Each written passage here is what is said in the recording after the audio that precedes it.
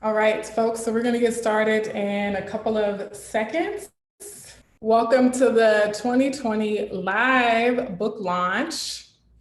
I am Dr. Sarah Webb, and you'll be seeing our faces really soon, but we're just going to give folks a couple of minutes to make sure we're all logged in. As you are tuning in, be sure to say hello, tell us where you're tuning in from, tell us how the weather is where you are, what you had for breakfast. So the Colorism Healing book launch that all of you are tuning in to watch has been a long time coming. We're all really excited that you are joining us. And we have a great lineup of readers for you today. And hopefully we'll get into some really good discussions. So have your questions ready for the Q&A at the end. Have your comments and your words of affirmation for all of the lovely readers that are on. And we'll be getting started in just a few seconds.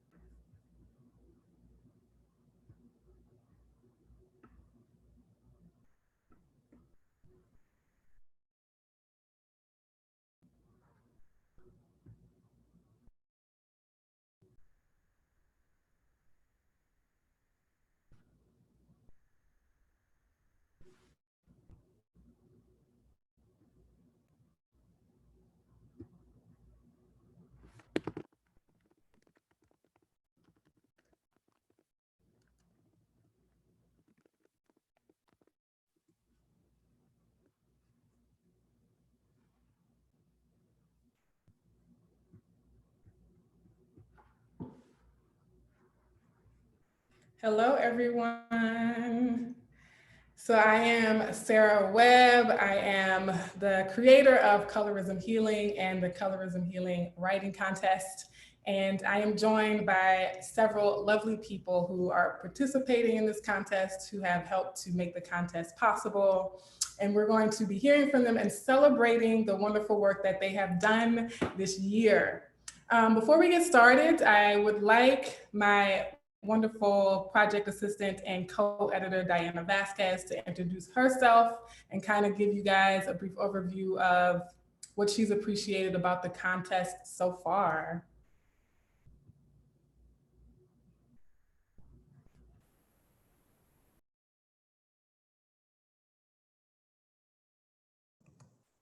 Hi.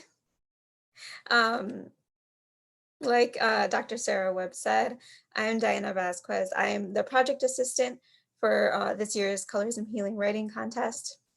And what I loved most about being a part of this for the past like 6 months is getting to read all of your stories.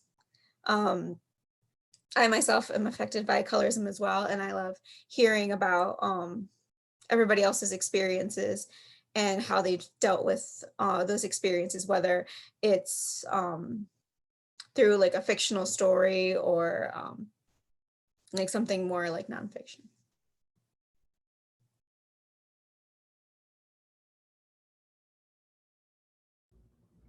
All right, thank you, Diana. So for all of you who are not as familiar with Diana, she is a student at the University of Illinois in Springfield. She'll be going into her senior year soon. So that's how I came to know Diana and invited her on to help me with this project.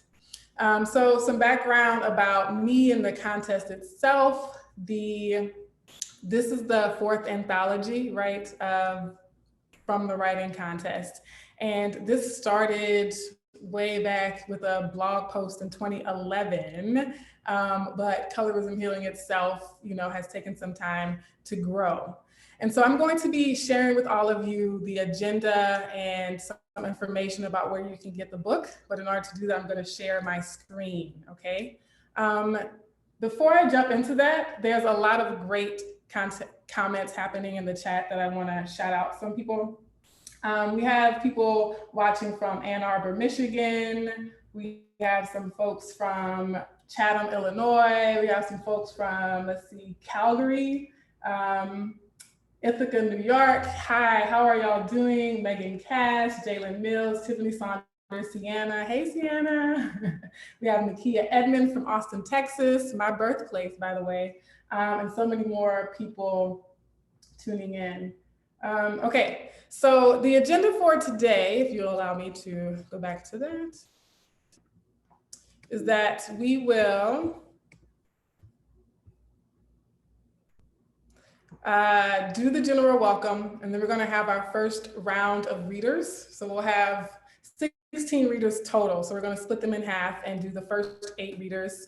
And then we're going to do a brief round of trivia. So for those of you who've been following the social media posts, you'll be able to answer these questions pretty easily. And so I'll be giving some giveaways, including a couple of free books and t-shirts, stickers for your laptop, and that sort of thing. And then we're gonna go back to the reading with our second group of 8 readers. And that's when we're gonna open it up for the Q&A discussion.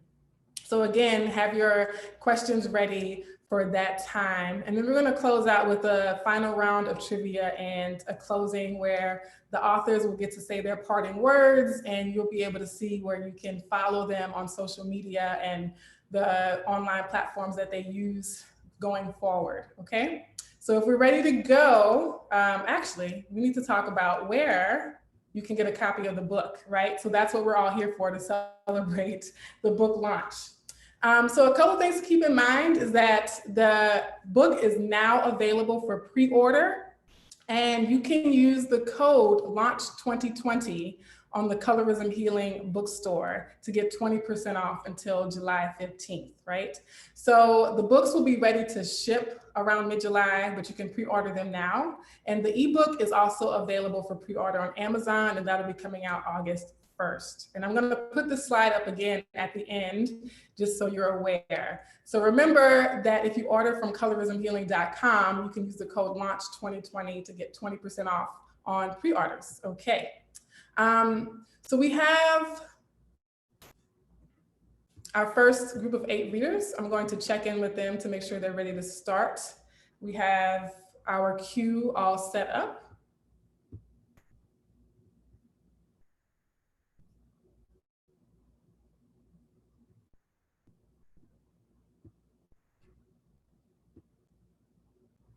All right, so our first reader is going to be Shayna. I'm going to let you take it away. I'll be muting myself now.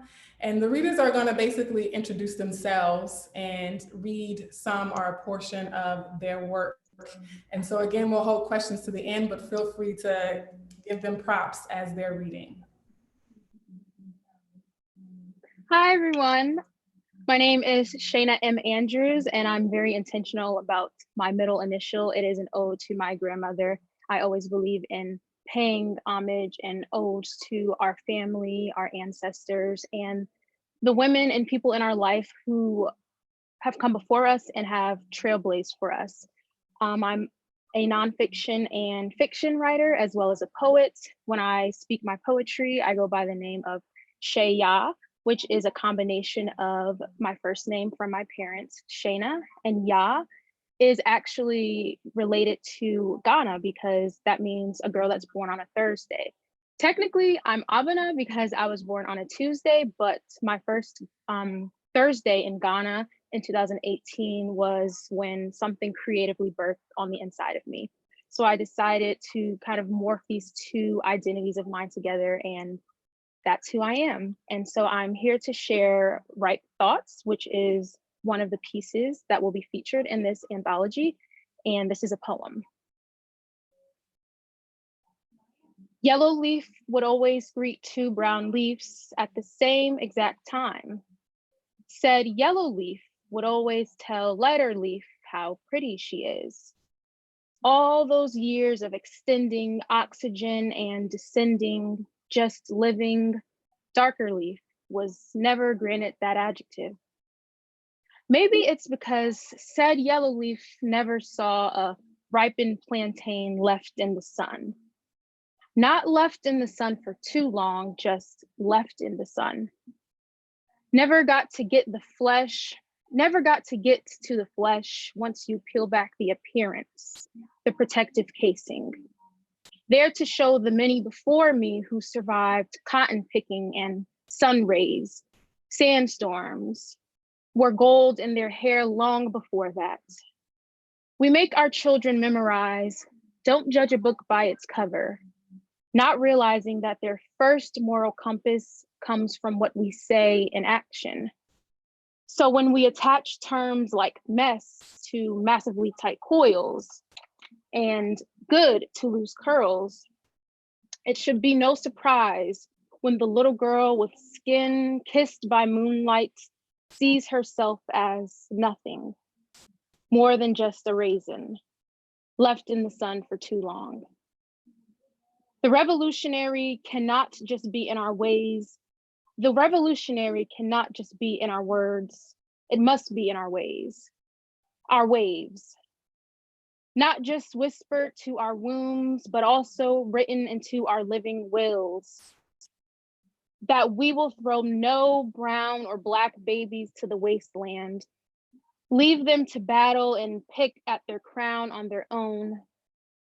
Freedom from bondage is found in freeing our manes from bonnets, binding up the chains of comparison, releasing shea butter on wash days for textures like my own. Black princess, Black prince, Black king, Black queen, I'm sorry, but the head is heavy, only because the crown is real gold. On days when the battle is too much to bear, remember that it took our God 6 days to create. On day 7, he rested. On days when I see 4 sea queens getting dragged on the timeline and in real life, I remember my earthly angels who fought on my behalf. Thank God my parents always told me I'm beautiful. Thank God I always believed it. Thank you.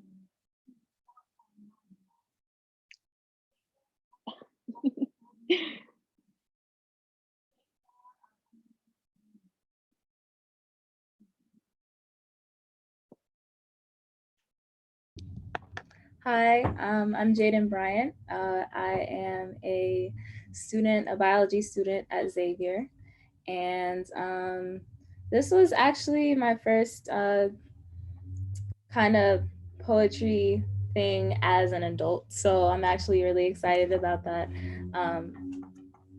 And it's really an honor to have been even on this call with you all amazing writers. Like I read everyone else's work and I'm just so excited to be meeting you all even virtually. But I wrote a poem entitled Pious Creole Belle. And so I am from Louisiana, a place where colorism really is everywhere, but it's really seeps in certain aspects of our culture, especially with it being a very family oriented and a very Christian oriented space where that is also steeped in a history of slavery in towns where most people are light skinned and they don't want to quote breed with other people. And so there's a lot of that internalized hate. And I wanted to touch on that in this poem because I know that a lot of people grow up not really knowing their place in that. And the goal is kind of for them not to know their place in that. And so this poem was really about someone finding that healing. Last spring, breakfast was 2 parts bleach mixed with holy water. Mornings were spent on my knees applying SPF, a prayer for lighter skin, to be 14 and beautiful before the eyes of God. I don't want to be white, but blue eyes look so pretty in his sunlight, and mama taught me that Jesus would say the same. My blackness is too robust to be holy, my hair too kinky to be pure, my lips too plump to know the word of God, and my skin too deep, deeper than the Red Sea, and no salvation can be found in that. My family wandered 400 years through the wilderness, and I was meant to be their godly Creole belle. Sorry. So Auntie parts my curls like Moses, applies the creamy crack, and loosens them to waves. There was no mention of Black bodies in the promised land. A good Southern Black girl knows church and Bible. She knows sin and grace, so Easter morning I looked to the alabaster man crucified over my grandmother's table and asked for forgiveness. My Black is Black magic, occult, witchcrafts. I shouldn't have the audacity to let it go unbridled. To breathe life into my lie-eaten strands would be like casting spells after Sunday school, undoing the Lord's work. My family in Opelousas sees heresy in my genes, a born sinner. They make me play in the back of the house where the neighbors can't see my transgressions. And I can't blame them. I've never seen Black sheep in the Easter programs. It must be impurity. And every pristine surface of my church makes it a word. So Good Friday, I prayed my Black body would rise to heaven. I heard someone say once that Jesus was Black. If this is true, then we celebrate the ascension of an African, his rise to whiteness. And if heaven is pristine white marble and God is graceful white man, our Savior must reflect the same. They revel in this. No Black Jesus, only white pillars of justice. In New Orleans, I passed a Nigerian shop. I saw women who looked like me, goddesses, Oshun, Yemaya, Oya, juxtaposed with vibrant colors and words I didn't understand, but yearned to. So I wandered off, lost myself in the words of Yoruba women.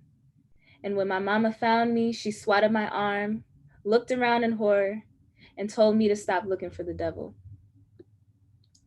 Does my mother see herself in Jesus' ascension? I look to the bottom of her jar of dark and lovely for answers. I wonder what she's been searching for all these years, why she's passed this endless quest on to me, why she can't see the power in what we've built, why Come As You Are gets lost in translation every Sunday. Jesus is my savior.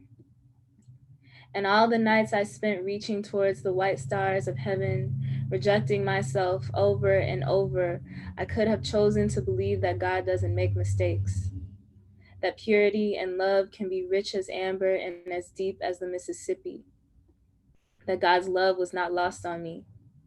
And maybe one day they will see this too.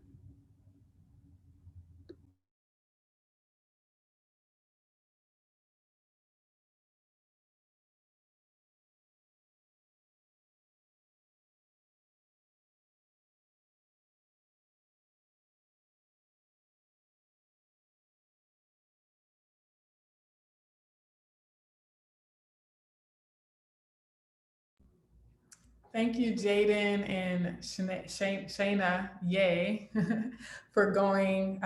So we don't have all of the participants on, so we're going to do a slight change to our lineup. So please forgive the delay, everyone. But our next reader is going to begin shortly.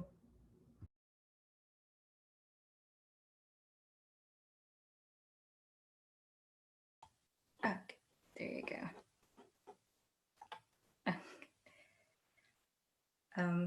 Hi, my name is Joy.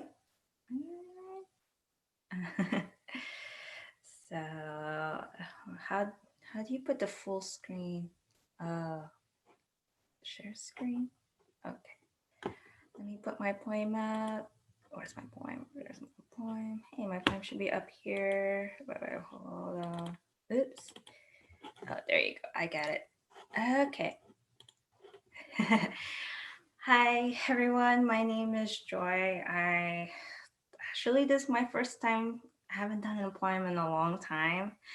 And so I did this like out, what's all going on in my head. And I didn't know I got to be selected as the editor's pick for your magazine. It was an honor to be like one of the recipients. So I'm mostly into art, but writing is my weakness. So let me try doing this just for fun. I have done creative writing in high school. So I haven't done it for so long. So I was like, let me try this one. And I got it in. So this poem is about like actually like through my relationships and then actually also tapping currently right now. And I'm actually doing good. So this so when I was writing this, that's like wow, I let it all out. I let it all that's inside me and then into this poem. So okay, I'll try some. It's untitled because I really don't know what to put in a title. So okay, what am I? Who am I? Please see me eye to eye. What do you think of me? Your hair's messy. Straighten your hair. My curls are wild and free. Should I care? For a while, you're ordinary, normal and plain. I smile and cower in pain. You're not fit to be a model. What can you tell? What do you expect? Me being perfect? I don't like to compare, but I always get a stare from head to toe. So I'm a no. I bring my sister first impression is that she's better than me. She gets the attention for being bright and fair, while I'm under the light with a lot of weight to bear. I thought I can change. What can I do to make society happy? I am not you. What can I get in exchange? Nothing I can take. I have a choice to decide without taking a side. I have a voice. I can talk, walk proud and loud, stand tall and show all. I am a woman, not for sale, not for mail by your door, with people behind waiting and wanting for more. I am a person. I am well. I can tell my opinion. I can deliver. I can do better. I can perform in my form. I was born and raised to learn the right and wrong and know where I belong. I am no coward. Place myself forward to some that say I am not welcome in their way. In this harsh modern reality, I take a turn in return and feel the burn of all the negativity poured into me. Whenever I'm down, I frown and cry, no matter how much in touch I try, but still on my will held my crown high. I am a somebody, not a nobody or anybody to prove that wrong. I am beautiful, caring, and strong. Who are you? What do you do? I do my duty. I am one, I am me. Sorry, I'm not what you want me to be. I am 30, still a child in mind, yet kind to many who are uncanny. That's my poem, and I'm turning 31 tomorrow, so.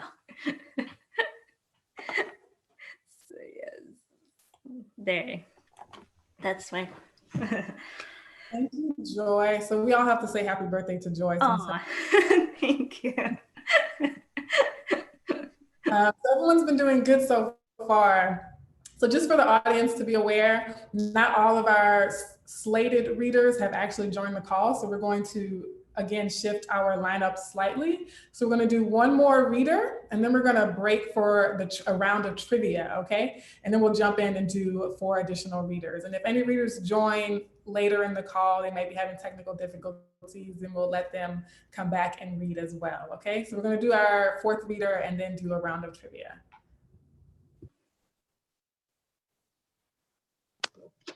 Okay. Hi, my name is Tina. I'm 17 years old. I just graduated from high school. I'm going to Delaware State University, and I did my senior project on colorism, which inspired me to create an Instagram page against colorism. And then I also wrote this monologue as a part of my senior project. So it's called My Own Favorite Color. So here it is. Who are you to tell me my skin is not beautiful? So I have to be light-skinned for my beauty to be true to you. This society is filled with colorist mindsets, and I'm convinced. Looking down on dark-skinned women is not a preference. Being dark-skinned means I am the most melanated. Being dark-skinned means I am also the most hated. For my dark skin will never be appreciated because for centuries my dark skin has been degraded. How are you going to tell a baby she'd be cuter if she were lighter? I knew from a young age that I would have to be a fighter because with the skin I was born in, they would never let me win. Too dark to be seen when the lights go out, too dark to see what all the commotion is about. I'm not pretty enough to be on TV. That's why a light skin always plays me. Society kind of likes Black people as long as you're not too Black. They say light skin is better, as if it were a fact. Do I deserve to be slandered because I don't fit your European beauty standards? I refuse to bleach my skin just so I can fit in. They have us literally dying to be light skinned. Go ahead and call me an angry Black girl. Don't I fit your stereotype? Because you told me my skin was wrong and expected me to take it as if it were right. I refuse to be a statistic, so you can blame me. Yeah, I'm an angry Black girl, but y'all don't get why I'm angry. My own people won't date me. We are all Black, but you choose not to praise me. Competing with other shades as if we are not the same race, I'm done feeling like I'm the one out of place. My skin is beautiful. When you will see that, I wonder, favorite color. And that's the end.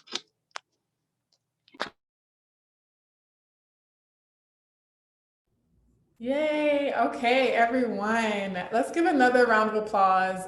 Everyone in the YouTube chat is telling you congratulations, happy birthday, saying powerful words, snaps. Someone said they wish there was a snap emoji. So I'm going to start a round of trivia. And for this first round of trivia, the prize is going to be stickers for your laptop that say, I see color and I love it, but they'll have red letters. So let me share the screen just in case you don't have your volume on. All right, so the first trivia question, everyone ready? Drum roll. What year was the first Colorism Healing contest? What year was the first writing contest? And the first person to answer this question will win a sticker for their laptop. So let's see. Gabriel Conversations is saying, always an interesting conversation, powerful. What's the Instagram page? So there'll be a slide at the end where you can see Tina's My Own Favorite Color Instagram page, but that is the name of the page. Any takers? What year was the first Colorism Healing contest? And you can guess as well.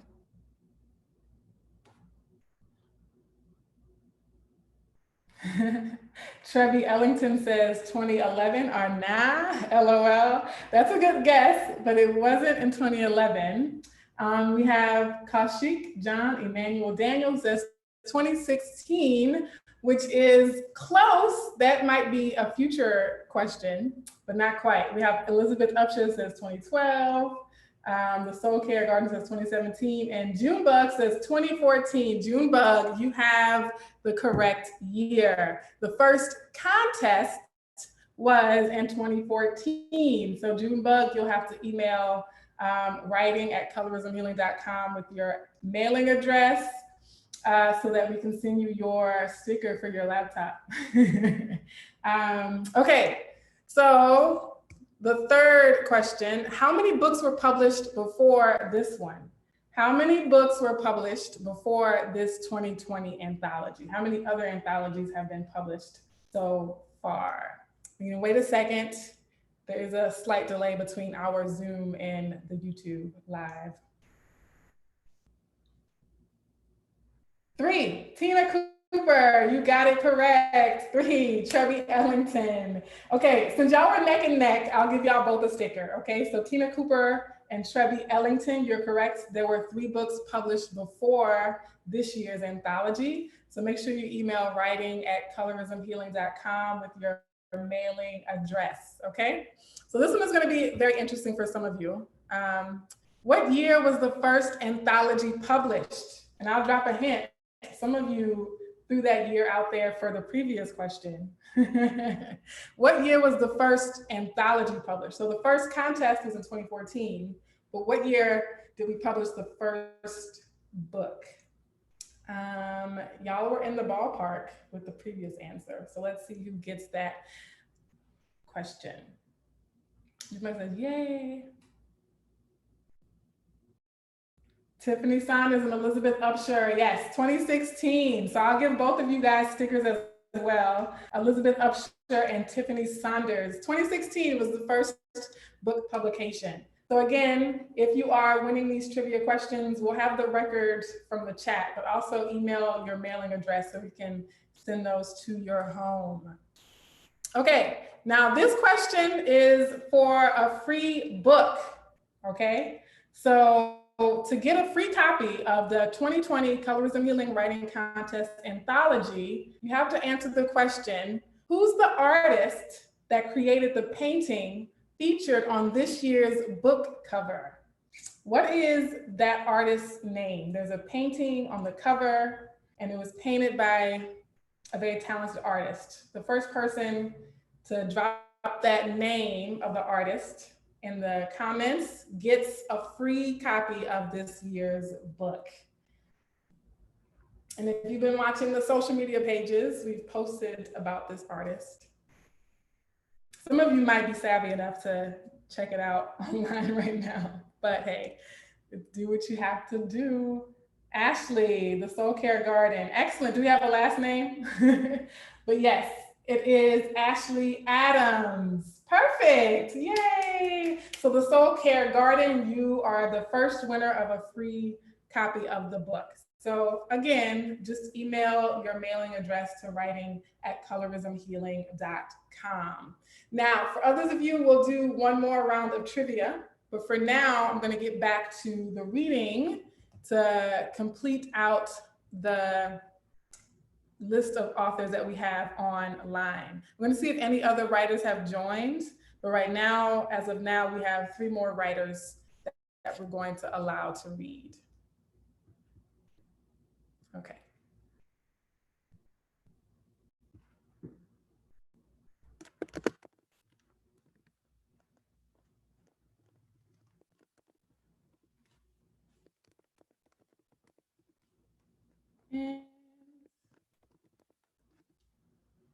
All right, so I'm going to let them get started when they are ready.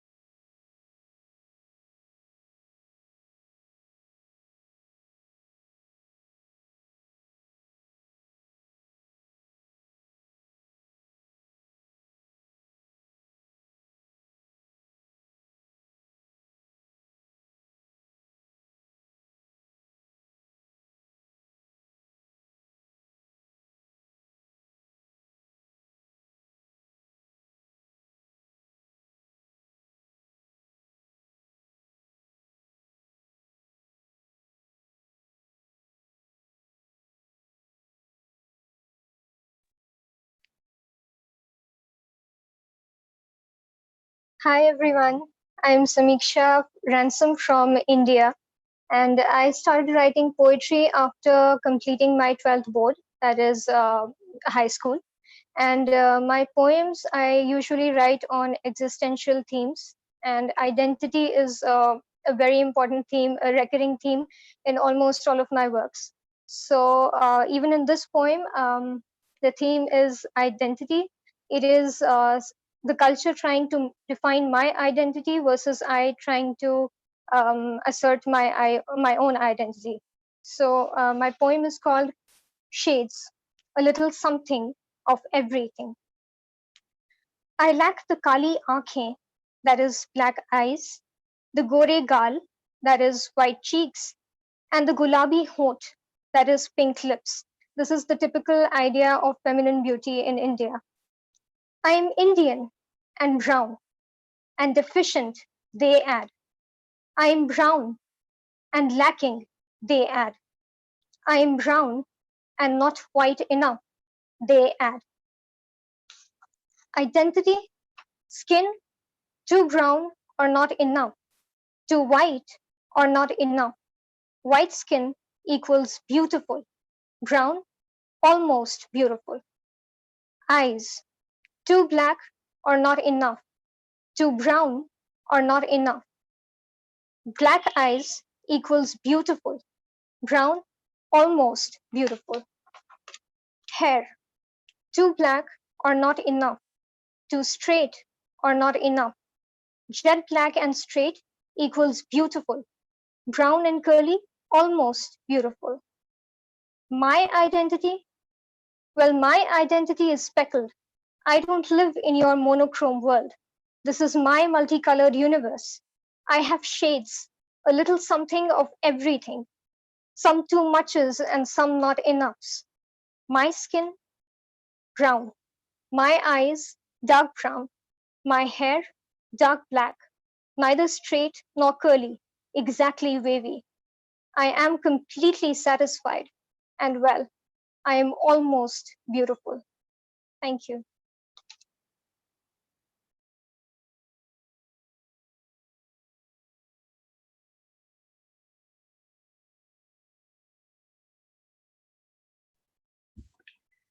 Hi, everyone.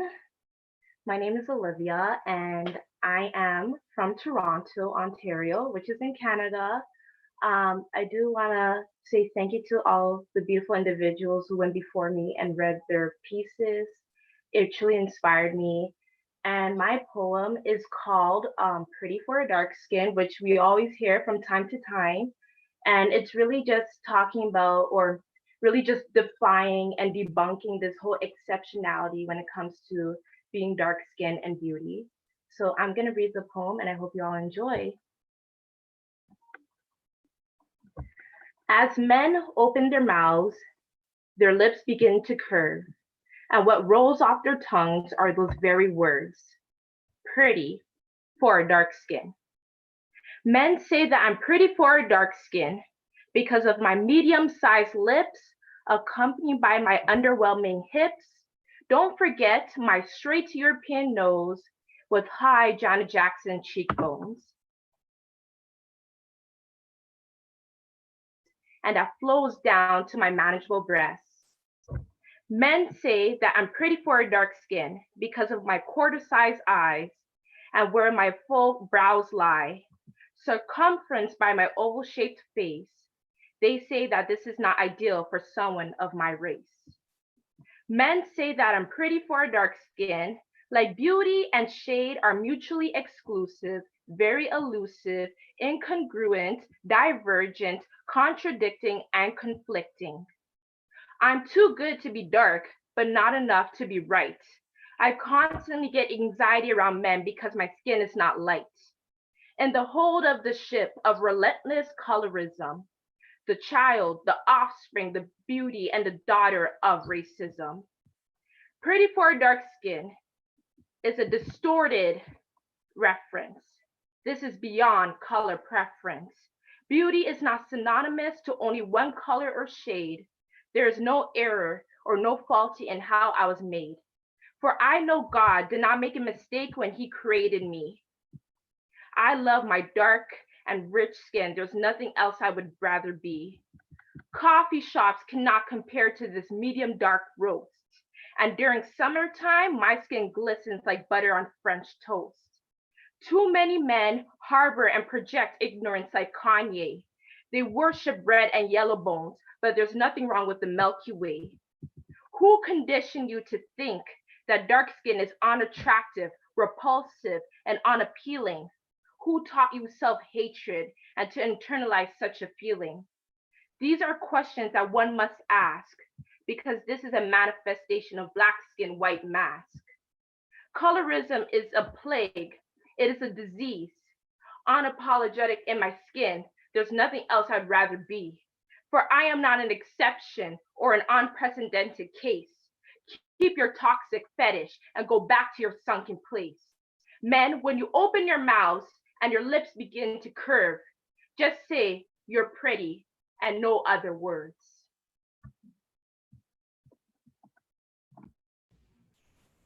Yay! All right. So there has been already in just the first 40 minutes, like beauty and truth and honesty and courage and art and creativity, right? And so now we're going to prepare for a Q&A session, right? So we did have 16 authors show interest in showing up, but what you've just seen, the people you've just heard from are the ones who are currently on. So we're gonna move forward with questions and answers for these young writers and any comments that you also have, right? So if you don't have questions, but you just wanna throw some shout outs there. I know Samiksha, am I saying that correctly? Your brother is saying hello on YouTube, right? And we have some quotes, right? So people are just quoting some of their favorite lines from the works that you all have done. But we're gonna start with the Q&A now. And as those questions are coming in, I would like all of you to sort of talk more about why writing about the contest, writing about colorism or participating in the contest was important for you, right? So I'll get the Q&A started to give the audience time to put their questions in the chat. But just speak a little more about why you think you were compelled to share your story and to address the issue of colorism through writing. And anyone can take the stand.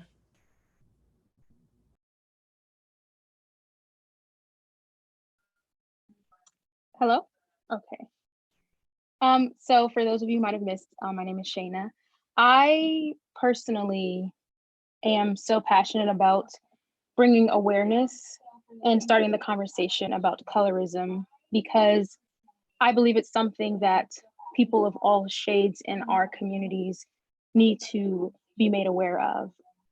As a woman who has been brown skinned, I've been able to see the detrimental effects that it's had on women who are darker than me. I've seen women who are lighter than me who have had a little bit more esteem and privilege in different ways. And I've been kind of somewhere in the middle. And I think a lot of times the middle part of the conversation gets lost. I think we all have a place and a duty. This is an issue, just like many others, that remaining silent doesn't fix anything. It's something that we need to bring awareness to. And for me, I'm grateful to have come from a family that recognized my beauty, always tried to display that in many different ways, from the shows that I watched to the dolls that I had. And I think that we all need to start this conversation, not when it gets to the point where we have grown people talking about their pain, but let's start at the root, get to the children, and hopefully plant seeds of encouragement and positivity to express that this diversity that we have is not a curse, it's a gift, and we should all embrace that more. Yeah, I definitely agree with that. And adding on to it, I mean, I think that the conversation of colorism it's interesting how some people are like so uncomfortable with it. And it's one of those things where it's so clear that even though, you know, people talk about rights for people of color, what they don't say is that they're implying that there are only certain types of us who are actually worthy of that protection or worthy of anyone going out and writing for them, you know. And so especially with everything right now, like we're seeing that even as we're trying to push for, you know, especially with Black people, this liberation, we're only uplifting certain types of people. And then whenever someone wants to bring up a conversation like colorism or the misogyny or transphobia or whatever, it's always, oh, we're not talking about that right now. But no, you're uncomfortable because you don't want to have to change anything. You're like trying to all lives matter the conversation. You're trying to say, oh, we don't need to talk about that because you're included, but you're not, because if that was it, then why would somebody like me, who was always been around people of color, still have experienced discrimination just off of being darker than some other kids? And so I think that it's definitely important. I wanted to write the poem the way I wrote it because it was about someone's family. Because a lot of the time, like the first time when you experience that kind of discrimination is from your family or from your community, from your church. And so we don't ever talk about how those biases are kind of instilled in a lot of us from day one. So, yeah.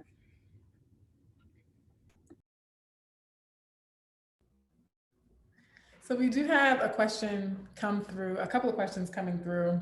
I'll start with one from Jandel. She asks, are you all surprised that colorism has such common parts in all of your different countries and racial and ethnic groups? She says, you are all so different, yet experiencing the same things. And I think to anyone who wasn't here in the beginning, we do have people from different countries, and as you can see, different ethnic groups, ethnicities represented on this panel. And so the question is, are you surprised that there are so many similarities across those differences? Are any of you surprised?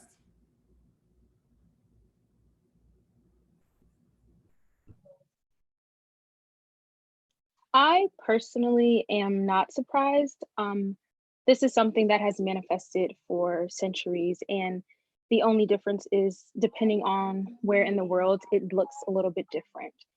And I think that's when we get to the core of colorism, since it looks differently, but we see these similar happenings in our areas. I think the job is to say, in this area, what does this look like? How can we combat this? I think it's important to recognize that the way that we fix things, it's not like a one type of way of fixing it. It's going to look differently in different places. And so I love the point about family, and we really have to begin those conversations there. So what does that family aspect look like here? And I live in America. I've also been to Ghana. So what does that conversation look like on a different continent when we have these issues? Because whether they're voiced or not, colorism is something that is globally a problem and something that we all need to combat, vocally. And as writers, we all have power in our pen to speak up about these injustices. So I'm not surprised, but it's something that's been going on for so long. And I just think the more that we have these conversations, we'll see change when people aren't surprised, because we're in the 21st century and there are people who are still, wow, this is affecting you differently, or I wasn't affected this differently. I think we'll reach a better point when it's not a surprise to anybody.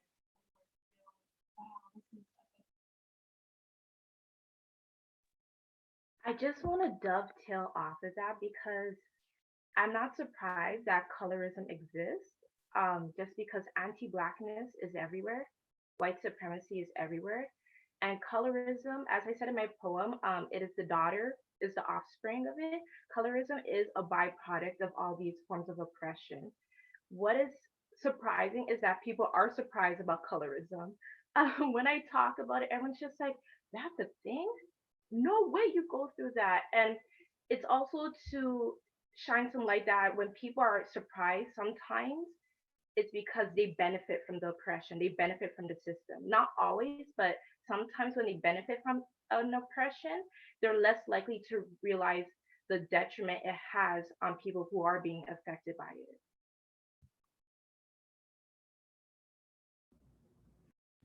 Yes, I'll chime in too. I think what you're saying about people who are privileged enough to be oblivious, right? So to be able to be oblivious is a privilege in and of itself, right? So that shock or that surprise, like, oh, I didn't know the world was like this, right, is indicative of having a privileged position, right? Yeah. I was trying not to talk too much, but I also am not surprised, and like Olivia said, anti-blackness is everywhere. Colonialism is everywhere, and overall, I think that even like in nations where a lot of people from other countries come together, such as America, even our idea of what those other countries look like is steeped in colorism and in what people are supposed to look like. So then even when we're coming together and we can all talk about this issue together, we don't, because we can't even see each other as people, and we can't see the thing that is unifying all of us, that has put us all in this position, was colonialism. And I think it's very interesting how we've been so deeply affected psychologically even now from years and years and years ago, but it's because we kind of, it's like, you know, colonizers came in, they colonized, and then they might have left, but they didn't really leave. But we kind of make our own version of racism, like, on ourselves. It's like they don't even have to do the work anymore sometimes. And I think that I'm happy that we have things like this so that we can actually talk about it and get over it, because people do get very defensive and not understanding of it, but it's right in front of our face. So Yeah, and that's actually a question that we have in the queue too. So I'm gonna pose another question from Abhaz, who asked, I find that colorism most often comes up in the context of dating, relationships, and attraction.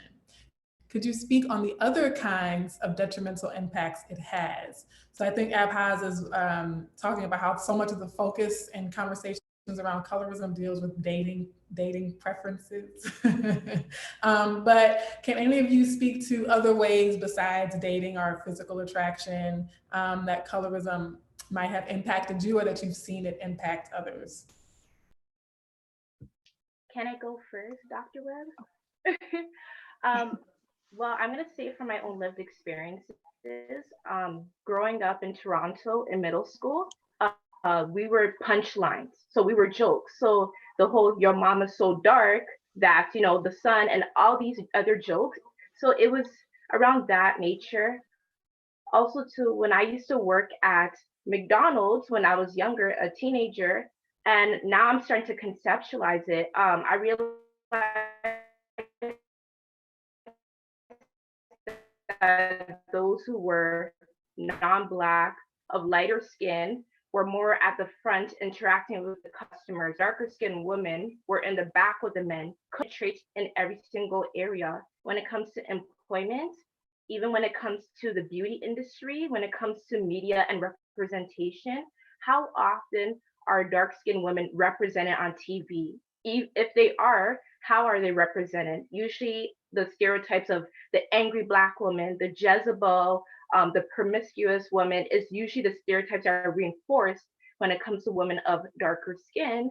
And I find that usually in media representation, lighter skinned women or women who are not Black, but they are lighter, tend to be more exoticized, objectified, they're put on a higher pedestal. So it penetrates everywhere. Yes, sometimes we see it in the dating area because we've experienced it, and especially if we're trying to find a significant other, it's easier to like see visually, but it penetrates everywhere. Sometimes it's not clear cut, sometimes it's gray area, but it penetrates everywhere.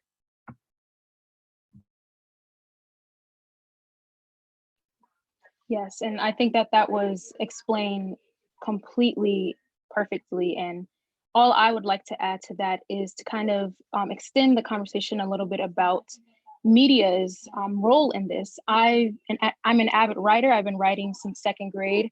I've been reading for as long as I could read. And something that I pay attention to is when a movie is adapted from a book. There have been many instances where there has been, in the book, the woman or the main character has been described as a brown skinned woman or dark skinned woman. And then when the movie takes it and adapts the film, it's a lighter woman. And I believe that that does something because representation is so, so important for children, for people of all ages.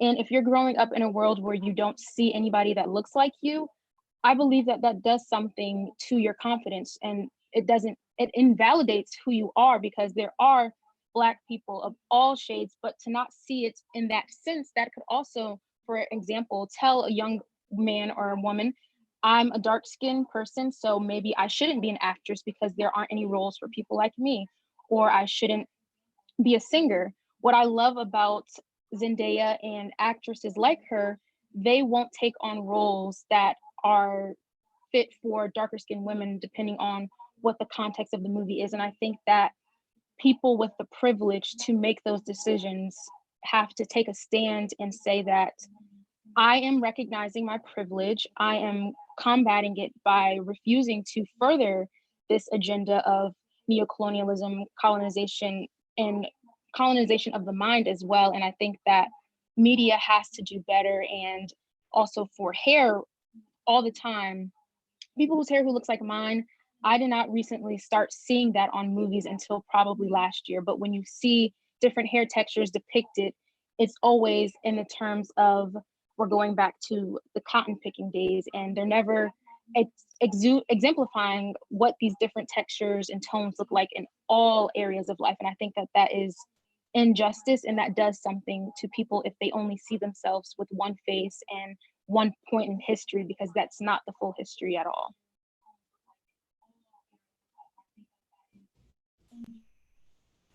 Yes, thank you all for your insightful responses so far. I'm going to keep going with the questions, and I'm going to go for as long as we can, but we may not get to everyone. So I'm going to kind of spread out and try to have everyone's question answered as much as possible. So we have one from Abhaz that I'll come back to. I'm going to skip ahead to Megan Cass's question.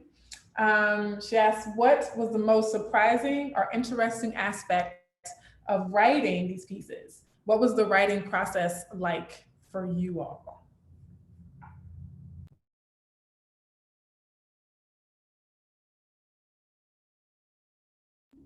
Well, for me, I don't remember honestly what even made me write about what I wrote about. I think, I took a theology class last semester, and one thing that we discussed was this idea of the alabaster Christ, which is a concept from James Baldwin, and basically it's like this centering of this white man as your savior, and how missionaries, they were an object, they were a part of colonialism. They were to make you internalize what your enemy wanted you to see. And the thing is, you can take whatever you want from religion and feel great. You don't have to hate yourself or to believe that Black is evil to believe in Jesus, to believe in God or anything like that,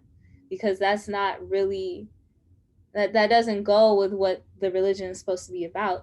So you can do whatever you want, but don't take that, don't internalize that particular part. But a lot of people have, and especially I don't know where the idea came from, but I'm again from Louisiana. People say stuff like, I'm not Black, I'm Creole, look like me. It's like, why don't you want to be Black? What is wrong with that? Why are you so scared? And so all these dynamics kind of come together and play together, and I guess I just kept writing. I mean, I'm surprised that I finished the poem, because for the longest I didn't know what I was doing. That's my surprise. But I think that all these ideas just kind of came to me because they all play into each other, and it's not something that I've ever really seen addressed, especially in the church. And one thing that I really like about Xavier was that in the chapel, they have, Black iconography, because it doesn't really matter. Like, we don't have to make a white Jesus or whatever. And that's not what it's about. Like, let's not get lost in that. So, yeah. Thank you, Jaden. I can relate to the surprise that you even finished the piece. Sometimes it's like, I don't know where this is going, but I'll just keep writing. Like Dory says, just keep swimming. Sometimes you just have to keep writing. Others who are on the panel, what was your writing process like for this particular piece? Or what did you learn in the process about yourself or about colorism or about writing in general?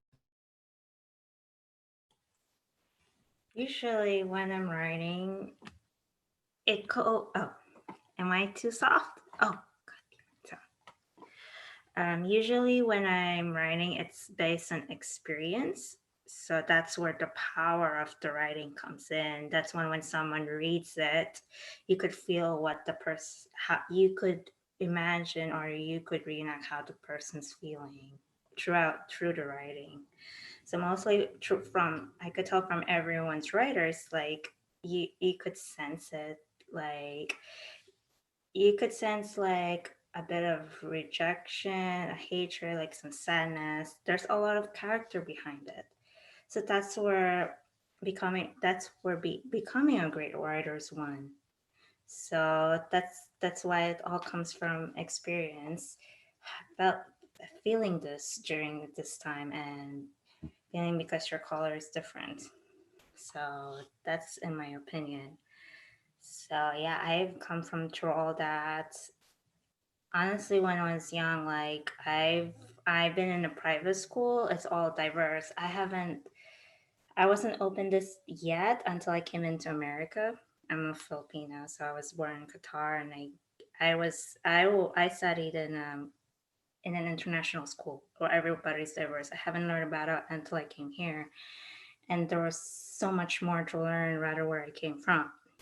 So yeah, and then as I grew up, and there was more to than just that. So I wrote everything, and that's a lot. It's a lot to take it all in, and then that's where you put it all. Then just write it down, and that's where you feel it. And then you look back, it's like I think I did a good job. I hope it shows all.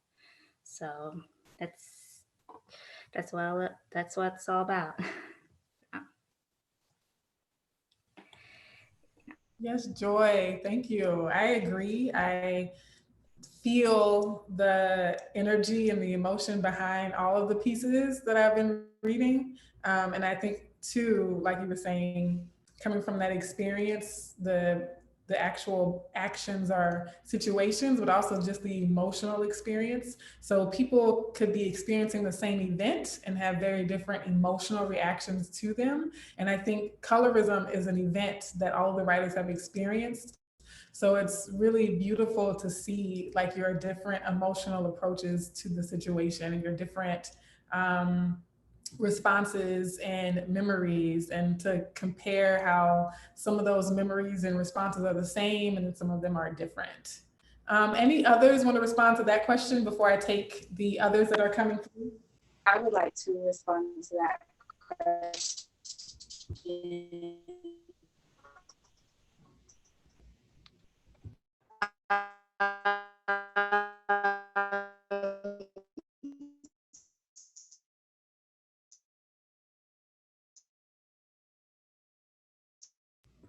So Tina, you're breaking up a little bit. We definitely want to hear your response.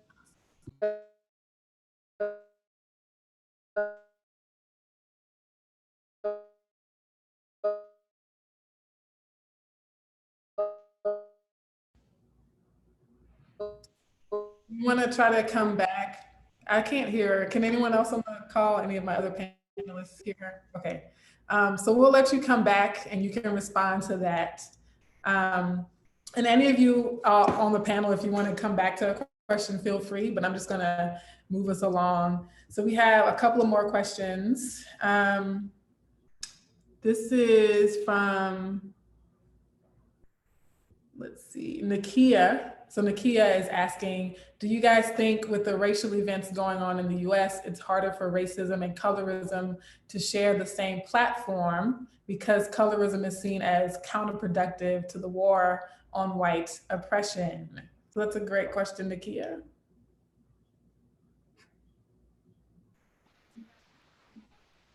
Yes, I think that it has taken a back seat and it has been placed on the back burner, the conversation of colorism for many people. I've seen it with my own eyes. I've heard it with my own ears that, oh, we have bigger issues. We have bigger fish to fry. We need to focus on what's going on in the world as far as police murdering Black people. We need to focus on all of these murder type of basically just focus on like the governmental level of how Black people are being murdered and how they are being discriminated against and treated in this country. And I don't think that it's fair to throw colorism away as if it's something that, oh, we'll get back to this later. We'll get back to this at another point in time. I think it's crucial now as the conversation globally and as there's like a focal point, a magnifying glass on Black people, now is the perfect time to talk about colorism, because it's not, as we've all talked about so far, it's not just dating, it's not just about who's getting a role in a movie. This affects every single area of our life and it trickles down into every part. Just not in my experience, but people that I've known and researched and reading, there are people who won't get jobs because their skin color isn't right. There are people who are denied at the interview level. There are people who are denied housing. There are people who get a lower pay rate. There are just so many different issues, and colorism isn't just about, oh, I like someone who looks this color, I don't like someone who's this shade. That is also very detrimental and that needs to be tackled as well. But I think while the conversation is shifting to more so about what is going on in Black and Brown communities, now is the perfect time. As it's been talked about before, this is something that will be uncomfortable, but change doesn't come from being comfortable. We have to get to this topic. It's something that has been ignored largely from the world for so long. And why not? What are we waiting for? Because it's not going to get any better from just being silent about it. Yeah, thank you, Shayna. And related to that is the question from Ab Haas that I wanted to come back to, was how do we approach the defensiveness and the dismissiveness people react to when colorism comes up? So kind of what you were saying, people say, oh, well, we need to put that on the back burner, or that's divisive, or we need to focus on the more important issues, right? That's a form of dismissiveness, right, that Ab has talked about in their question as well. So we can throw that aspect of it too as you all are responding. Yes, I completely agree with everything that was just said. And it's like what I was saying earlier about whenever we try to bring these conversations up about who are we actually uplifting in the Black community, it becomes like this all lives matter kind of approach to it. It's like, well, we don't need to talk about anything specific because obviously everyone, we meet all Black people, but you don't. But you don't, like, and nobody wants to talk about that, and there is a lot of dismissiveness, especially in conversations I've had where people will be like, oh, well, that's just my opinion. But that's not an opinion. That's the same. And I hate having to always constantly compare any issue within the Black community to, oh, but you wouldn't let a white person say what you said to me to you. So like, how is that any different? I hate that I always have to bring it out, but it's like the only way you can get people to understand. And oftentimes they say, oh, well, that's just my opinion, but it's not an opinion. Like, you have literally made a statement about the worth of somebody else, about somebody else's, if they deserve to live or not, or if they deserve to have people out in the streets for them or talking about them or whatever, if they deserve that love from their own community. And no one ever, or not no one, but a lot of people, they don't see the issue as important because only one type of Black person is important. But really, if we were to center everyone, if we were to center especially those of us who are less privileged within the community, that is when we could actually have that equality expanded out to all of us. And so whenever everyone is ready to have that conversation, then we can have it, because I also agree that this is the perfect time.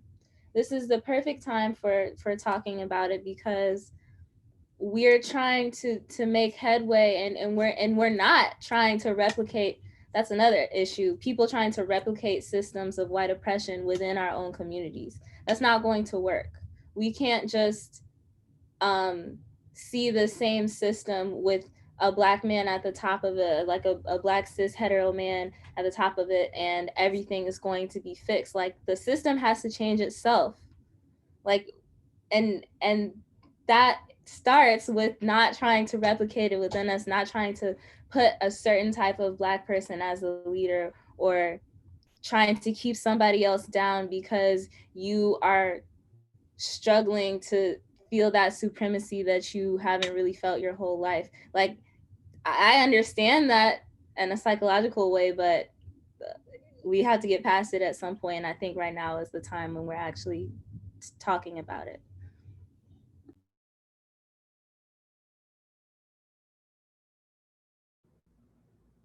Absolutely. So I see one more question in the queue.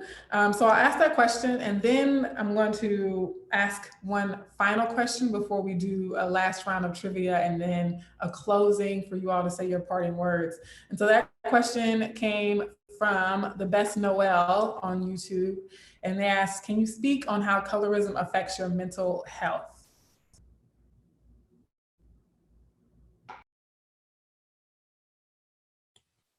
Actually, yes, from colorism really affects mental health because you always get that imagery that since childhood, honestly, like when you're young, you always see like white people on your books, on education, on media, on TV.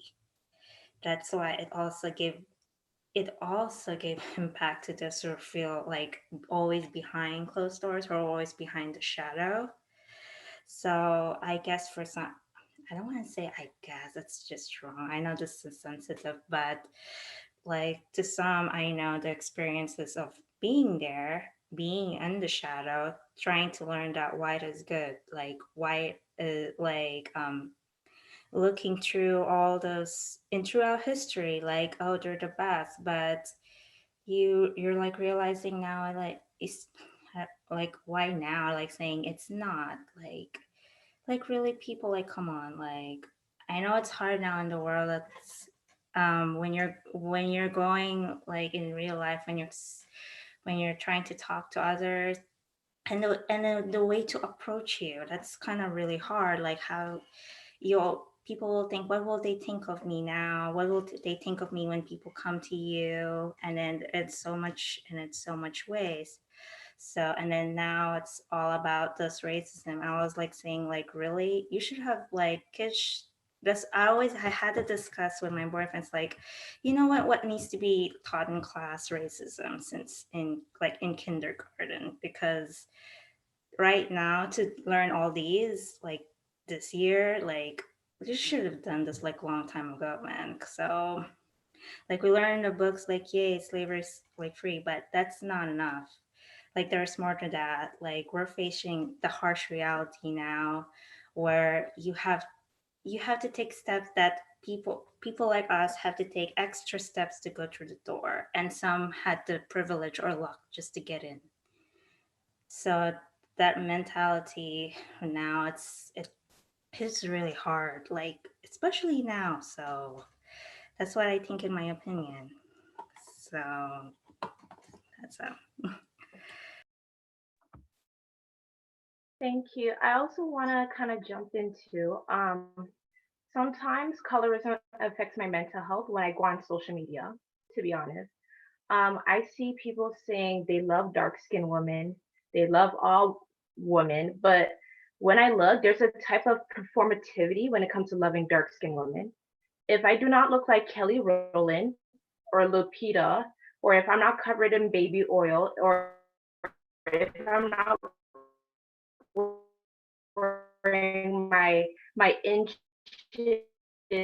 and all dolled up, then like, love me in all aspects. Love me with my afro, love me with my kinks, love me with my tresses, just love me all over. There shouldn't be any performativity when it comes to loving dark skin women. And sometimes that makes me internalize that. And as a result, I kind of step away from social media and I stop because I'm always to love that idea. So when we speak out about colorism, almost in your head or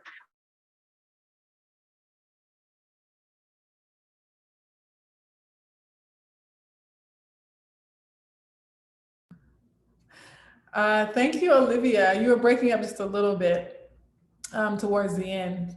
No, that's okay. So I just wasn't sure if you had officially ended your comments. But anyone else want to join in that or chime in to that particular question? Feel free. I hope Tina can come back on. I know she was breaking up and I wanted to hear her response as well. But my final question for all of you, and I think even those of you who are watching, you all, I know some of you personally, and I know that you also have ways to contribute to this conversation. So feel free to type in the comments as well your responses to this question. But that is the question we all want to get to, right? Is that what can we do going forward, right? So what are some specific actions or strategies that you as individuals are employing in your own life or that you plan to do going forward? Olivia just talked about stepping away from social media to protect her own mental health, right? So other strategies or tactics or advice that we can give each other and others for addressing colorism, whether that's personal healing or doing activist work for the larger community. I think, oh, were you about to talk? Sorry. You can go. No, you're fine. You go ahead. Go ahead. All right. I think one thing that would be helpful for all of us, especially who understand the concept and see colorism, is to be empowered to just ask questions. I think like to question people who are kind of imposing that on you, because I can think of so many times, and this kind of goes to the last question, but so many times in my childhood and in high school where I literally knew, like, I know what you're doing, but if I say something about it, then I'm like, I'm doing too much, you know, let me not ask. And I think that if we can encourage more young people and just in ourselves have that strength to just question people, to just be like, well, let's dive into why you think that, because I now am more confident to be like, if somebody was to say something to me like, oh, I prefer light-skinned girls, I'll be like, oh, okay, so let's unpack that. Whereas 2-3 years ago, I would not have done that. And so I think that when and having that conversation, I've actually gotten people to understand. And so I think that one thing definitely is to have more conversations about it, and also to think about what images, if whenever any of us have kids, we're giving to them. Because also, my same as what Shania was saying earlier, my parents were very aware of what I was seeing growing up, what kind of dolls I had and stuff like that. And actually having that image of myself at home, not being ashamed of being Black, is what led me to see that I was experiencing colorism when I went to school, and seeing that dissonance. But I didn't ask. I didn't say anything about it. But say if I had been encouraged to say anything about it, maybe some of my classmates wouldn't have been, you know, bullies or whatever. So definitely. Yes, that resonated with me very much so as well. And I like to, well, I know that to change the world, we have to change our homes, and the conversations have to start there. If there's a family member or a friend or someone in your community who makes a comment about someone just because they're light skin, brown skin, or dark skin, say something about it. You know, it's not a joke. It's not funny to relate a dark skinned woman to a cockroach, for example. I mean, that's offensive. There's nothing that you can say in a jokingly manner that would make it okay. And so calling out family members. And that's also not just people that are our age, older people. There's a way to do things respectfully, but there are a lot of ideas that a lot of older generations have, and they think that this is a truth, and their thoughts they don't have to be cemented. There is a chance to change those mindsets. So I think one part is having those conversations, not only in the household, but in the church, in the classrooms, anywhere that you have a level of power or influence. That's what needs to be done. And also, I know that tapping into resources and communities like Colorism Healing is a great starting point. There are people who are genuinely confused and they might not know how to have these conversations or how to help. Having these resources that are out there and educating yourselves is half of the battle, and knowing how to first recognize colorism, how to combat it, and to share that knowledge with other people. There's no way that anything is going to change unless we share it. We can't just keep all of our knowledge to ourselves. We have to catapult all that we have into every area of power and influence that we have.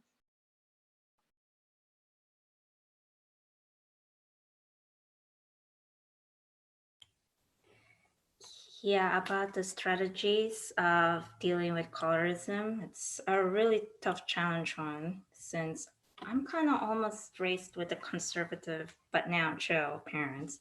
But yeah, actually I like that it's better like with starter kids, because that's where everything starts. Like kids are so innocent, and then it depends on the parents. That's when you have to lecture your parents to like, yeah, we can't do this in school, so that's why. Like we can't do this around, and kids are relying on their parents as the role models. So that's what I think. That and strategies, um and to see if people felt like, feel down, you had just I've suggest we support them, and and help them in need. That that's I think that's all I need to say.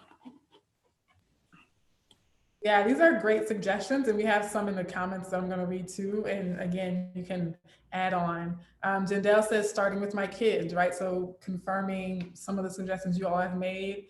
She says, starting with my kids very young, reinforcing a love of Blackness and how to stand up to colorist jokes, absolutely, treatment, etc., even when their own friend or family circles, even within their own friend or family circles. Yes, that's very much echoing a common theme. And then Junebug says, absolutely, I do my best to have the conversations with my fam and call others out about hair and skin tone bias. They're not always receptive, but some are, absolutely.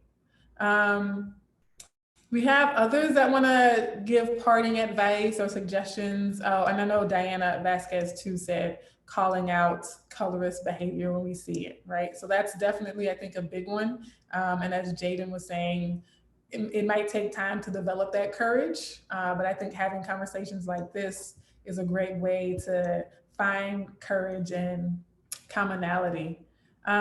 We did have someone who just joined, Princess. And so I'm not sure if you want to read Princess, but if you could communicate with me in the chat and let me know.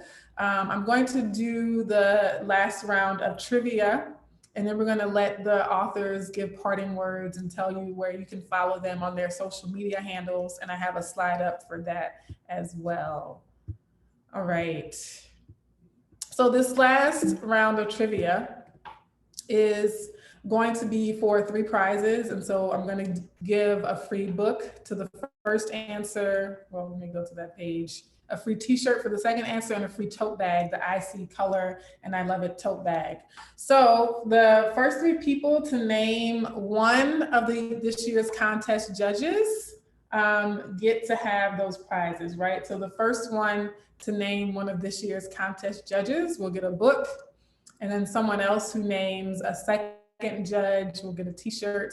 And then a third person who names the third judge from this year's contest will get a tote bag.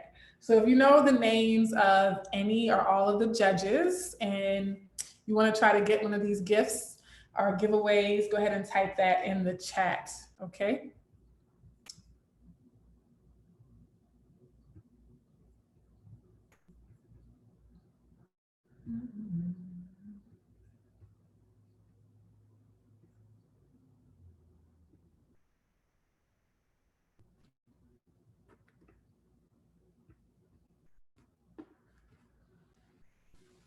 Okay, and so Princess says she will read. Okay, so once we do this round of trivia, we'll have Princess read, and then we'll do a closing. And I just want to, in advance, thank you all for tuning in. If you can, stay till the end so that you can get contact info for all of these authors.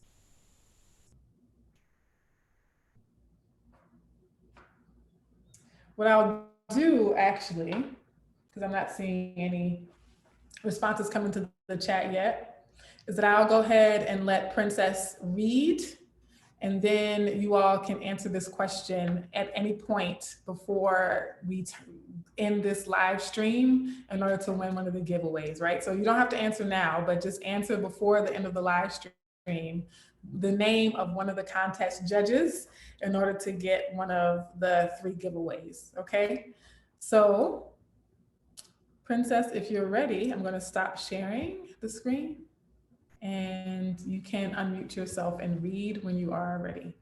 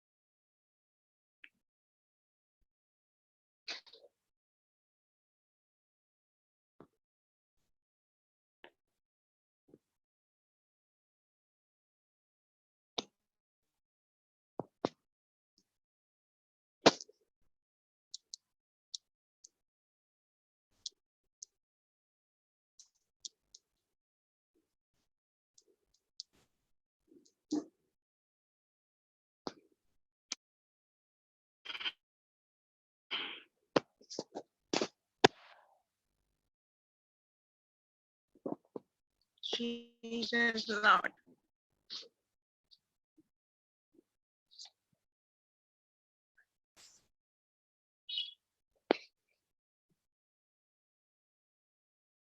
Okay.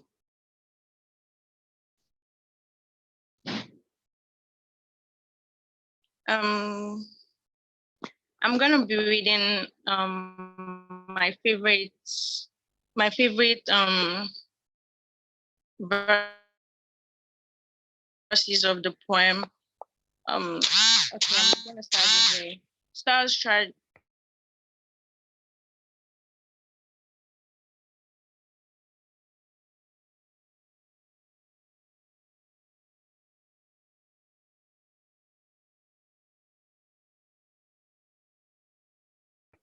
shine in the dark. My skin loves it. My skin loves it by adapting, the symbol of physical strength. My hair curls to its rising. My pride is dimmed on feet because I'm Noah. He called me pretty in private, so ashamed to do so in public. Your reasons were plain excuses. I attracted you. If they know, you'll be tagged feeble because I'm Noah. You took all from me, but my smile, the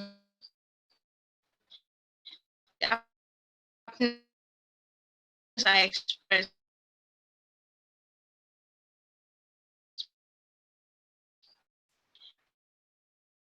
it's at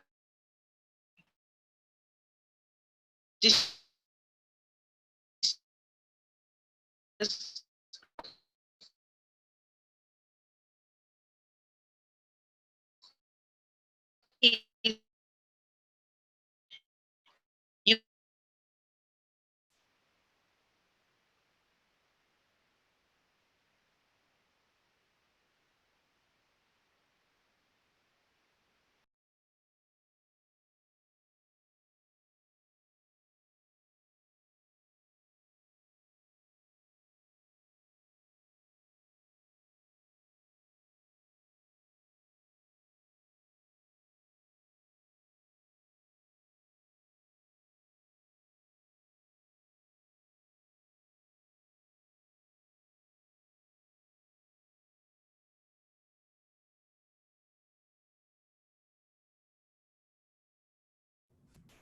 Okay, so we lost audio for Princess.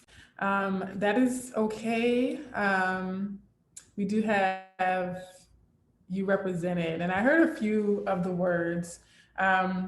So if you are watching now, what we're going to do is confirm that we have 3 more winners. So we had Nakia Edmond, named Monique Desir as one of the judges for the trivia questions. And we had Natural Sade, I think that's how you say that, our Natural Shade.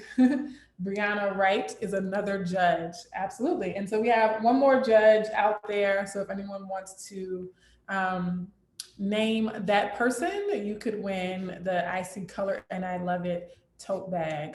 Now, going forward, I'm going to switch to the gallery view so that you can see everyone who's on. And we're gonna allow you all to say farewell to the audience. And then as we're ending the live stream, I'll put on the slide with all of your Instagram handles and Twitter handles so that people can take pictures of it before they log off, okay? But before I go to that slide, I have the gallery view up so that they can see all 9 of us who are on the call.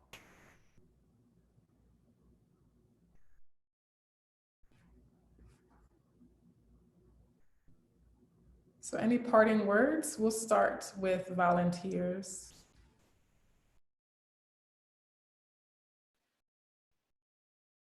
I just want to say how grateful and thankful I am for this space, for this opportunity to share my life in the form of a poem, to just shed light on such a pressing topic that we should not stop talking about until it's not a problem. I'm so thankful to just be surrounded by such amazing creatives, everyone that's performed and featured in the anthology. So powerful. I just want to encourage you all to keep writing and to keep using your craft to change the world. Just everyone who's ever influenced me as a writer, especially my parents, my siblings, my grandmother, teachers who believed in me. I didn't know that I'd be a writer.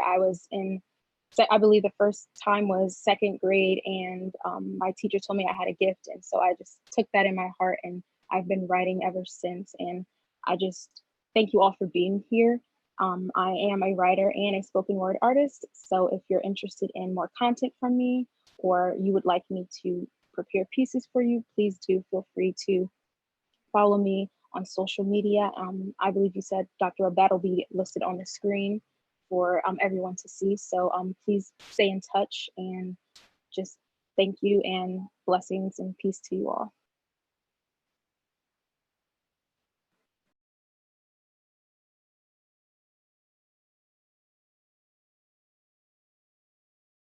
Well, I second that. I'm very, very grateful for this opportunity. Yes, not only to share my experience through a poem, but also to just be present with you all in this moment, talking about this issue and especially at this time. I mean, this is definitely a bright spot for me. And so I'm very grateful for this opportunity, and my blog will also be shared at the end. And it was so nice to meet you all, and all of you in the chat. I appreciate your comments so much, and I'm just wishing peace to all of you. So thank you so much for being on here today.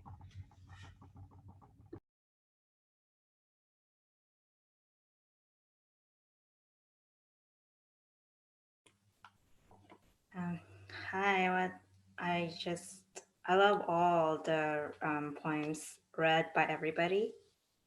So I want to say thank you for inviting me to participate in this Zoom, especially live on YouTube. And that's awesome. So this is actually my first time. So tip of advice, like based on what we have, just I don't like to say just like accept who you are, and just stay strong, be proud, and we're here. And like no matter what stuff we have, no matter the challenges we have right in front of us, we just go punch right in and go through it. And the process is really slow, but we still keep fighting for what we believe is right. So, and oh yeah, thanks for the birthday wishes. But so yeah, and then also not only do writing, I also do art. So as I said, I was in the book. I am an illustrator and a graphic designer. So if you like to see more of my work, and I'll just post it up there later. And feel free to follow me on social media. So yeah, it's my advice. Just just be who you are. And it's really tough right now. It's really tough. Like it honestly, not to be mean, with all this going on. I know your voice like what matters, but just keep going, and then the change is coming soon. So that's what I think. So yeah.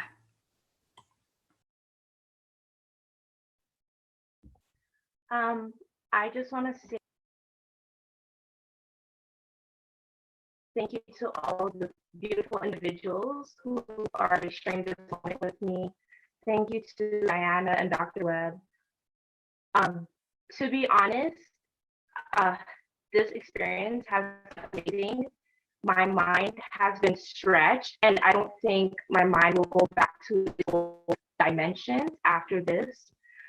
Um, I also want to say that to everyone who's listening in, to everyone who's in this conversation, continue to have those conversations, whether it's through poetry, spoken word, art, performance, social media. Continue to have those conversations because these conversations are not meant to be comfortable. They're actually meant to be uncomfortable, they're meant to unsettle, and they're meant to be intentional. So continue to have those conversations. And when we have these conversations, we're able to unpack certain biases and assumptions. We're able to unlearn things that are very unhelpful and very toxic. And then we're able to then learn and relearn things that are more helpful and that will help us to push forward. So continue to have those conversations, continue to believe in your craft. I like to say this to people, believe in your sauce. Know that you have the right ingredients to make things happen. You have the right ingredients to bring about change. So thank you so much. And I hope to hear from you guys soon.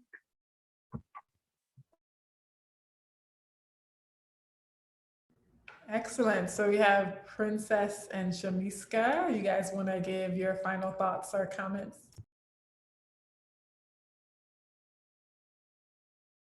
Yeah, I just want to thank you, Sarah, Dr. Sarah Webb, and Diana for this opportunity, because the topic of colorism, the issue of colorism, is something which is not um, pointed out in India that much. We are still new to it, even though it is deeply ingrained in our culture, and it keeps expressing itself again and again. Yet, there people are not that aware.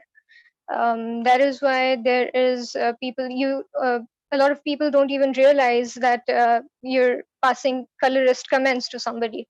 So I think there's a great need for awareness about this particular issue in India, especially.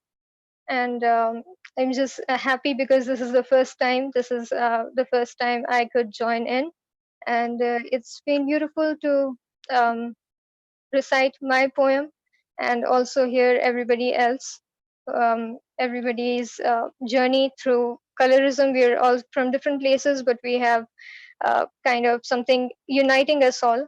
So thank you.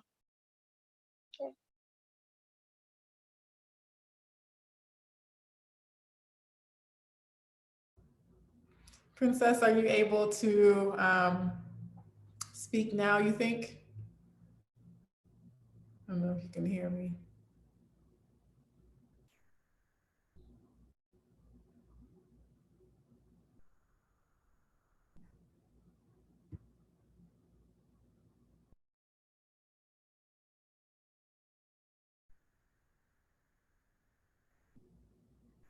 Do you have any parting words, Princess?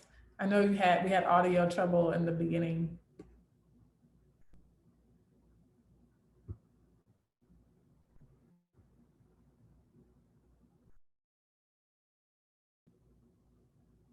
Okay. All right. Well, I don't know if she can hear me. So I thank all of you. So Diana, did you want to say any parting words?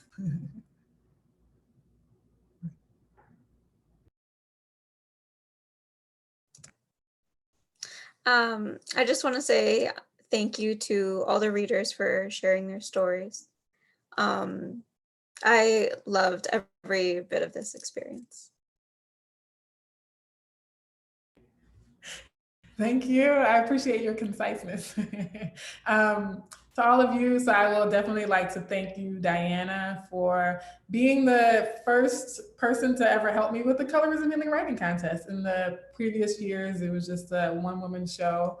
So I've really appreciated and enjoyed your assistance and having an extra person to make things happen, to make this happen has been really great. And so I wish you the best in terms of your future career plans and continue to use your talents and skills in the future.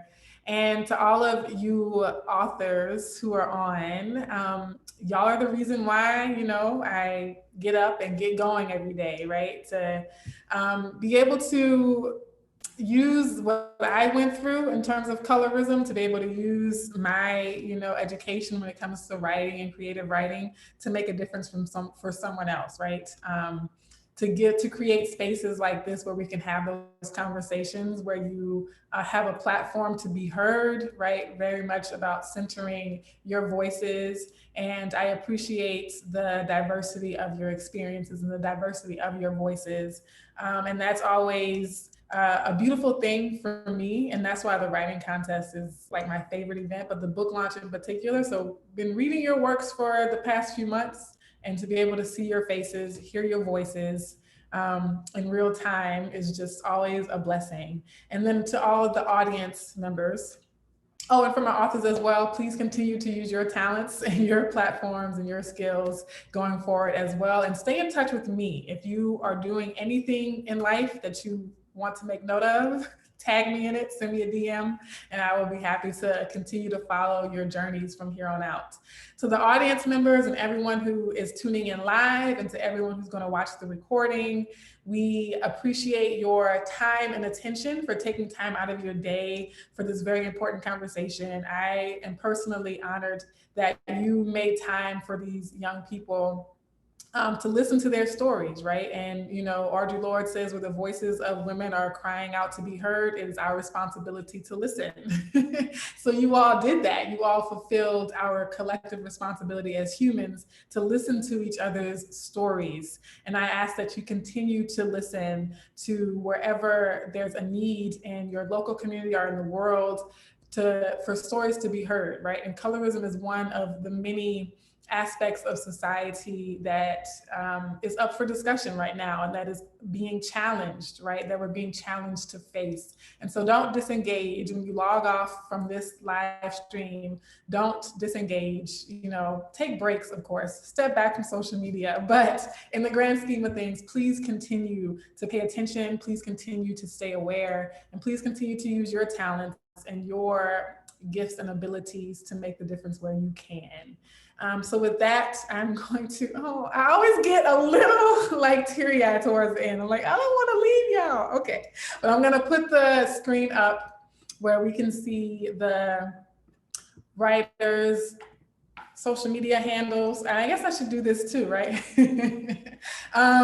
again, this is a book launch, right? And so that book launch, all of these wonderful poems and stories that you've heard are going to be featured in the 2020 Colorism Healing Anthology. And it is currently on sale through July 15th, 20% off if you use Launch 2020 code.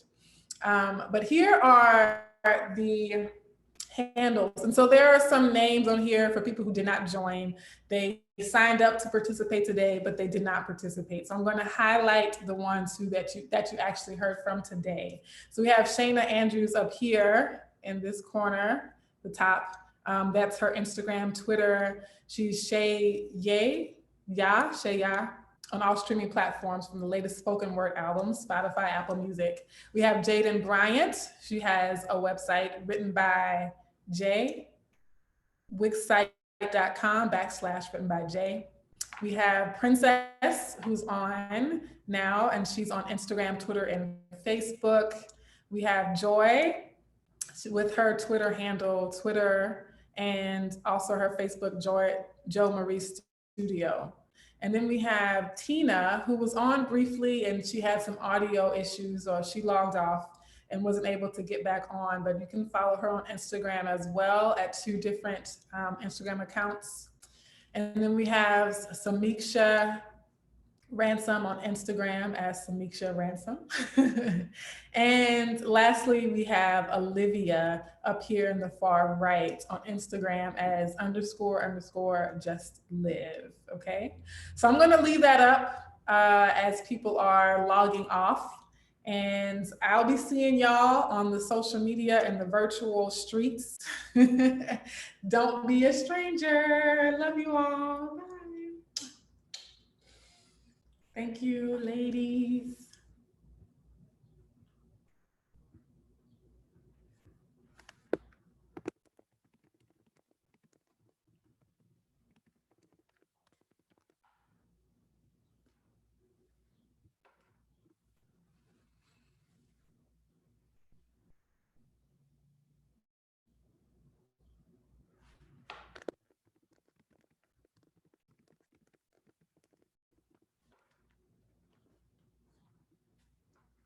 Okay, so I'm seeing that Joy's Instagram is incorrect. It's a PDF, so I can't type it, but it is JOMAIRE Studio. I'm gonna type that in the chat, Joy. I'm gonna type it in the live chat so that people have the correct one.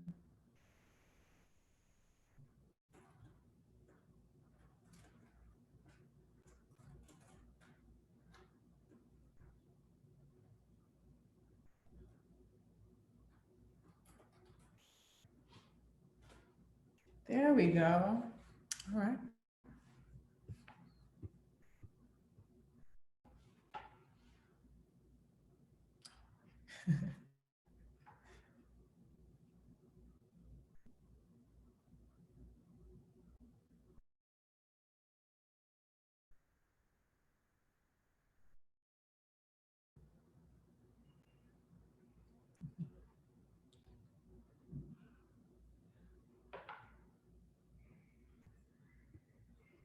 All right, folks, so I'm going to go ahead and log off. This is going to be recorded. So if you didn't get a chance to copy all of the Instagram and Twitter handles, etc., just play it back.